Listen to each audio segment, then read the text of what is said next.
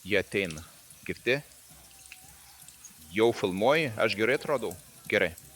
Pamirškime nesutarimus, pamirškime visus melus, bandykime atleisti vieni kitiems, sukurti valstybę iš žmonių gerovės, jau laiks pradėti. Pamirškime, kad patvirtinau aš ministrus, pamirškime mano sparnuotas frazės tvirtas, pamirškime apie kultūrą kaip baubą kokį, kuri vis kviečia žmonės protestuoti, nebėra dėl ko jums protestuoti ir leiskit man ramiai miegoti.